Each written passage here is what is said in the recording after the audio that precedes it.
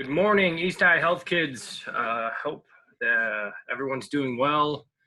I hope that everyone is safe and was okay over the weekend. I know we got a lot of just unfortunate things going on right now. And this is one of those times that I miss, having a really good dialogue with students, especially when we have, all these social issues. I hope that you guys stayed safe. And if you did protest, I'm very happy about it. And I hope that you did so in a peaceful manner. And you have a right to be upset and very upset, and you have a right to speak out about it. So I hope that you guys stayed safe with all that, and I hope that as always, I hope that we move forward from this and we see some real change. That's, my only take on it right now. I wish I could be there to see you guys to talk about it more and in depth, and we could get our feelings out and have a good dialogue about it. But here we are. This week's lesson is going to be a single lesson. It's going to be a little longer, so it's not going to be a two-part thing. We're winding down. We got a couple more weeks, and that's it. So this week's lesson's on alcohol. I'll stop rambling and I will share my screen. This is your learning tracker for the week. It's got a lot on it, and there's a reason. So we're talking about alcohol today, and I know me personally, I was first exposed to alcohol, in high school, and that's when, I started casually, even though it wasn't legal, casually drinking with, friends and at parties and stuff like that. So it pertains to your age group, especially because, you don't know all the facts yet, and you haven't experienced all the things that you're going to experience, in the next 10 years. So I don't try and push things too much. I sort of lay out the facts, right? With that being said, though, there is a growing movement to reform alcohol laws a little bit when it pertains to driving. And that's what we're going to talk about today. So your learning target for today: I can write a draft letter to the State Assembly Representative Felix Ortiz in support or in opposition of changing the BAC level for a DWI from 0.08 to 0.05 using evidence from various artifacts. Now, remember, I told you, I'm not here to force or cram my thoughts down your throat, right? I am here to present facts. You are going to take those facts and you're going to form your own opinion, right? That's part of being a young adult. And a responsible adult gains and gathers as much information as they can. They form an opinion, and then if they feel strongly about that opinion, they act upon that, right? And how can you act upon that? Well, one of the ways is contacting your representatives. And representatives help make laws that elicit change. So some representatives,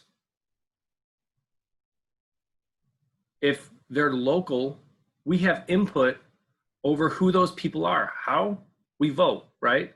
Now, I know, maybe one or two kids are getting close to being able to vote in health class, but you have to, when you get of age, you need to exercise your right to vote so that way you do have an impact. And the presidential election, because we're in New York State and the way that the Electoral College is set up, we don't have a ton of input on how New York State's vote goes. It always goes to the Democrat Party, typically. I'm hoping that I don't like a two-party system, and I'm hoping at some point we get more candidates, right? But with that being said, you have more of an impact with your vote and what you do on a more local and state level. So one of those ways that you can try and elicit change is by writing, calling, emailing into a representative. And that state assembly representative that we're talking about today is Felix Ortiz. So another ramble over. But your vocab is a little different this week. We give you the words. I want you to find the definitions. The definitions are hidden throughout the information. Can you Google BAC? Yes. Can you Google DWI? You might even already know what DWI stands for, right? But I want you to figure out the definitions from the work that we give you. So there's 2 articles we want you to read. This is about proposing the DWI law in New York State and having it lowered, right? So when you drink alcohol, you have alcohol that is now in your bloodstream. Your body absorbs it into your bloodstream, and then your liver processes it. Well, your liver can only process it at a certain rate. The bigger you are, you do it a little bit more efficiently. The smaller you are, you don't do it as fast, and because you're a smaller individual, if you have one drink, you have more alcohol in your blood than someone who's a little larger. So I'm a big guy. If I drank one beer, so to speak, and then a smaller individual, say my wife, drank one beer, her blood alcohol content is going to be a little higher than mine. It's not crazy, but it matters when it comes to driving legally, right? Now, if you've had any drinks, you shouldn't drive, especially nowadays when we have Uber, right? We have the bus, we have Uber, we have taxis. Uber's so easy, you do it on your phone, boom, you're gone, right? And if I'm going somewhere and I know that I'm going to be at a party or an event or a gathering, and I know I'm going to be drinking, I will just, yes, it costs a little bit of money, but I'd rather be safe and I just order an Uber and go back and forth, right? It's just, I know that I'm safe. I'm an adult. I don't want to get in trouble. I have a family, right? And it's very expensive. I unfortunately know, a couple people that have had DWIs, and the amount of money, the anguish that it costs you, it's not worth it. And not to mention the fact that you could make a terrible mistake while driving and take someone's life or lose your own life. So we want you to read these 2 articles. One, lower drunk driving limit from 0.08 to 0.05. It's a short article. And then proposal to lower DUI alcohol limit in New York met with support and criticism. This is talking about the proposal and how there's opposition and there's criticism about it. Remember, you're forming your own opinion here. You gain this information, form your own opinion. So after you read those 2 things, we're now going to give you some artifacts, and we want you to form an opinion using the articles, the artifacts, and answer the questions that pertains to each artifact, right? So artifact 1, this is a BAC chart. It tells you number of drinks that a person's had, and yes, male, female does matter. Men typically a little bigger than females. So on average, I know there's really small guys and there's, taller, bigger girls, but on average, there's a little difference in effect. And you'll see right here, one drink, a male 0.06, a female 0.07. It's not a massive difference. However, if that female was 0.08 and the male's 0.07, the female who's driving is going to get in a little bit more trouble than the man who is 0.07. So with that being said, this tells you how many drinks you've had, your body weight in pounds, because that's really the thing that matters. And it tells you what your BAC would be. So I, right now, am around the 220 mark. So if I've had one drink, my blood alcohol content would be 0.03.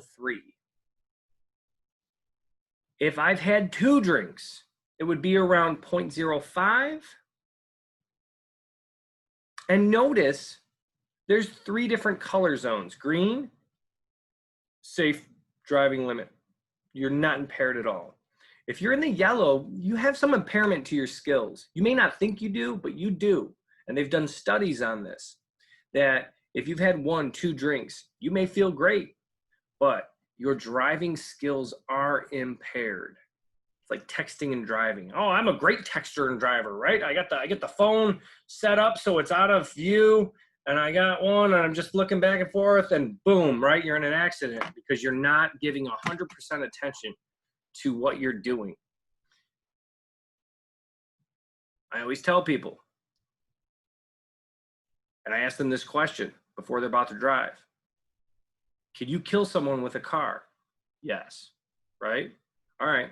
So a car, in a way, if you treat it improperly, it's almost like a loaded gun. You can kill someone with a gun. You can kill someone with a car. You have to respect those things, right? And there's a right way and a wrong way to do things. You have to respect the ability to drive and know that decisions you make can drastically change someone's life or your own if you don't respect that, right? So this is all about your driving skills and whether or not they can be impaired. And I know a lot of people are getting ready to, or they're starting to drive right now. So this pertains a lot to you. And then when you get into the red, you are legally intoxicated, meaning that if I've had 3 drinks, I'm right here at 220, 0.08. If I've had 3 drinks and I get pulled over and I haven't waited a decent amount of time after that 3rd drink, I could be legally intoxicated, and they will, they could, put me in jail for the night. They could, write me a DWI. And then there's the whole criminal and legal matter that follows. So at the question for this chart, what BAC does driving become dangerous? And we want you to explain. Next part, you have 2 drinks in 1 hour. What is your BAC? Do you think you are safe to drive? How do you do that? Find your weight, then 2 drinks, then your gender, right? Where's your weight in this chart? How many drinks? What gender are you? Follow it over. Tell me what your BAC would be. And do you think you'd be safe to drive? In your own opinion. Artifact 2, what is a drink? By definition, a drink is 0.06 ounces of alcohol. Each of these drinks have 0.06 ounces of alcohol. This is kind of like an aha moment in class. I wish you could be there, because we cover these up and we say, all right, 1 beer, malt liquor, meaning like a Smirnoff or a Bacardi or something like that you'd get, a wine cooler. I don't drink them, so I don't really know what malt beverages are nowadays. But 1 glass of wine and then like 1 shot, right? So like 1 mixed drink. What has more alcohol in it? And the aha moment is actually like they all have the same amount of alcohol in it. You just drink, you consume them in different rates. So like 1 shot, people think has way more alcohol than a beer, right? Well, technically it doesn't. But you drink that beer over time. Some people chug beers, but you typically drink that beer over time, and then the shot you drink in 1, gulp. but it's the same amount of alcohol. And the speed of which you're drinking matters to what your BAC is. So then we want you to look at that chart, and then there's a story. This is a real story. I think it was last year or the year before, maybe one of the summers, but Mrs. Horn and Miss Flaherty got together. I don't know if anyone's had Mrs. Horn as a health teacher, but she's the middle school health teacher. So they were at Panera and overheard a young lady say, well, I was only drinking 1 beer because I had to drive home. So I only had like 5. So understand that this is the mentality of a lot of people. This is what she said. I was only drinking beer because I had to drive home. So I only had like 5 drinks. So what do you know about alcohol, drinking alcohol, and what that individual said? And what didn't she understand about, what are her misconceptions that you see in that statement? And what would you tell her?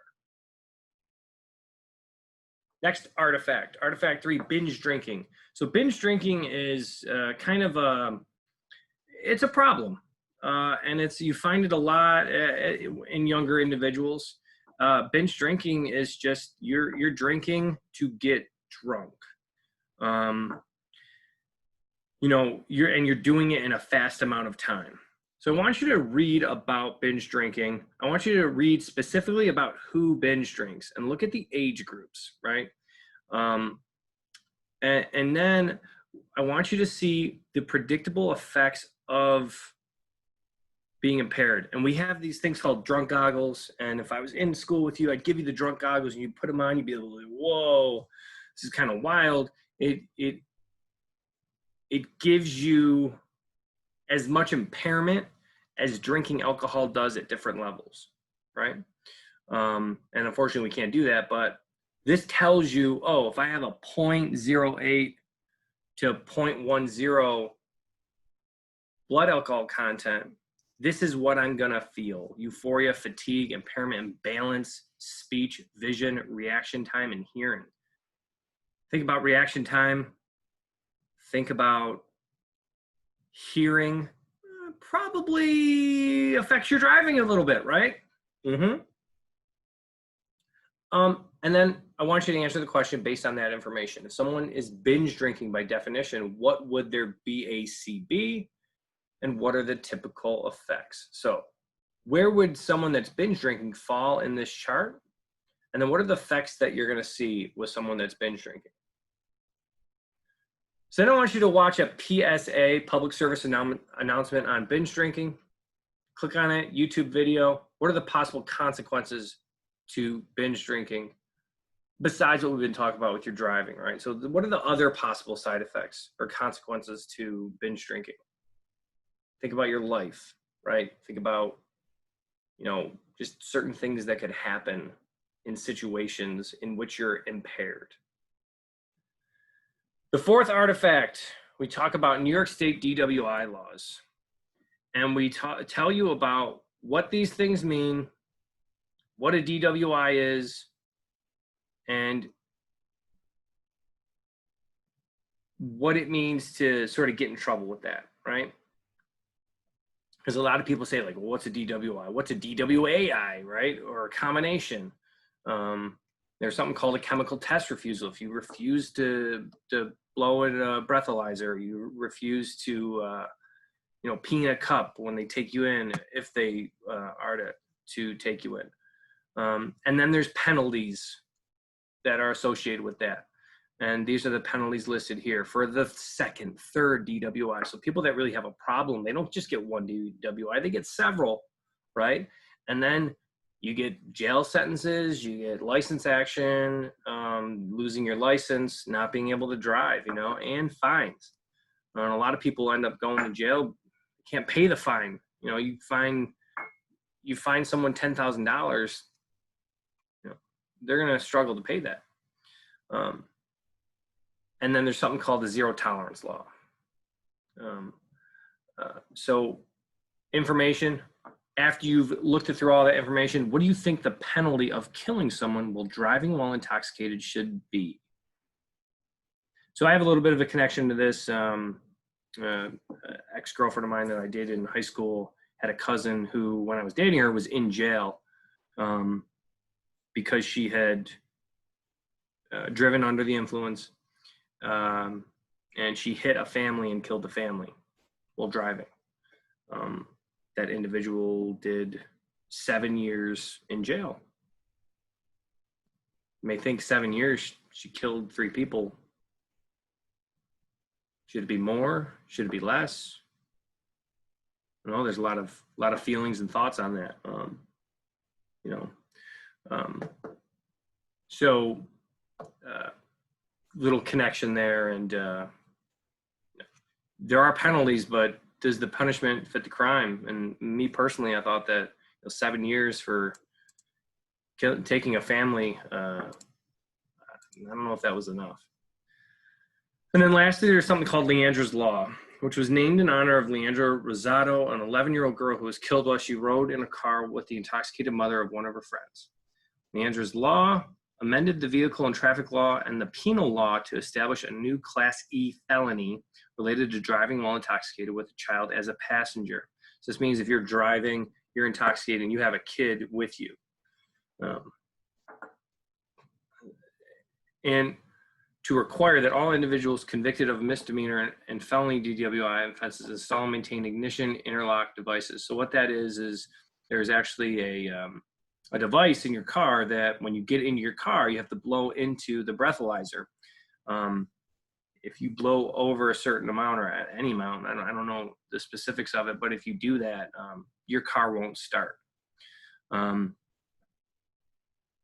Might not be a bad idea to put that in all cars, right? Standard feature. Like, you get into a car, you should blow into a breathalyzer. If you blow anything, like, you shouldn't be able to start that car. I, for one, would support that, but I don't make cars or laws, but I can write into my representatives, right? So the last artifact, you are going to watch 2 personal stories, real stories about 2 people that were impacted by people that were driving while intoxicated, or they were driving while intoxicated. And I want you to answer, besides legal consequences and death, how can a person's life completely change from drinking and driving? 2 very different stories. I'm not going to spoil them. I want you to click on the video and watch the video. And then if you take a break, now would be a good time to take a break. You don't have to, but this is the last part. So New York State Assembly Representative Felix Ortiz has written a proposal to change the DWI BAC from 0.08 to 0.05. Wants to lower it, meaning there's different legal implications if you're over or at the legal limit, right? So we want to lower that, meaning if you've had less to drink, you might be in trouble as much as you were before. So write a letter to State Assembly Representative Felix Ortiz in support or in opposition of changing the BAC level for a DWI from 0.08 to 0.05 using the evidence from at least 3 of the artifacts. So we want you to write a letter. We've started the letter for you. Dear Assembly Representative Felix Ortiz, letter. Typically with a letter like this, I would recommend stating or restating the reason why you're writing to them. And you want to tell that person, I am in support of this. I am in opposition of this. Tell them why you're writing them the letter. And then after that, provide your evidence. Your evidence is going to be 3 things, minimum 3 things that you find or you found throughout the artifacts up here, right? Use the information we've given you, form an opinion, and then try and elicit change. You know what? This kind of has a lot of connections with all the stuff going on today. And here's the thing, if you actually send it to them, you can do this. Like, this is the whole point of our government. Like, we're supposed to have a voice, and the way we have a voice is by talking to our representatives. So if you send that to them, and if you click on this link right here, This is a way that you can contact it. That's Felix Ortiz. Here's an online form. You put your name, your information. Don't worry, it's not gonna, nothing bad can happen. There's just for record keeping. And then there's your message, right? You copy and paste from your learning tracker into this. If you do that and take a screenshot that you've actually done that, we're gonna give you bonus points. Remember, state why you're writing to that person, and then present or support your opinion using artifacts that we provided to you. If you do want to send that in, and you're like, I don't want to send this in unless someone's seen it and given me some feedback on it, send it to us. Tell us, Mr. Eckert, Ms. Flaherty, I want to send this in, but I want your input or feedback on it. We'll look at it. We'll give you some feedback, send it back to you, and then you can send it on, right? That's what we're here for. Use us as a resource. Hop on the Zoom, talk to us in Zoom. All right, so that's it for the lesson. I know it's a little long, but this is the only lesson and video for the day, for the week, sorry. I'm gonna stop my screen share and stay safe. And I miss you all. Take care, guys.